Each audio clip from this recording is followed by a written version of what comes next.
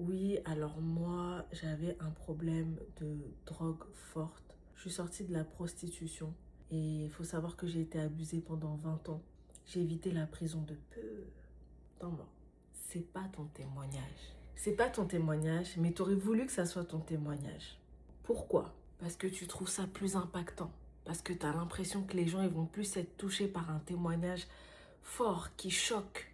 Tu penses tout simplement que c'est les témoignages les plus choquants qui sont les plus impactants.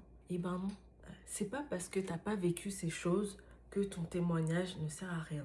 On peut pas se comparer aux autres personnes. On peut pas désirer un autre témoignage. La vie que tu as vécue, c'est la vie que tu as vécue. Tu peux pas changer ça.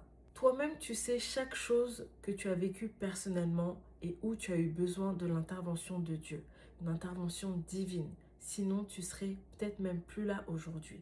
Dieu veut utiliser chacun d'entre nous à travers nos témoignages pour aider d'autres personnes. Parce que c'est pas tout le monde qui a besoin de sortir de la prostitution. C'est pas tout le monde qui a besoin de ne plus être addict à la drogue. On vit pas tous les mêmes choses. Mais ton témoignage à toi, sache qu'il y a des personnes qui attendent que tu le partages.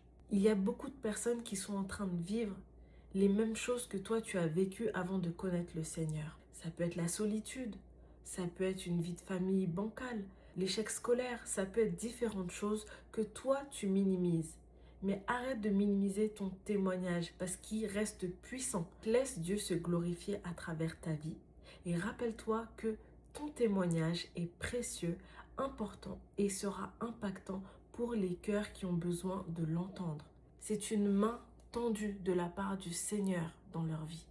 Alors partage-le et sois béni.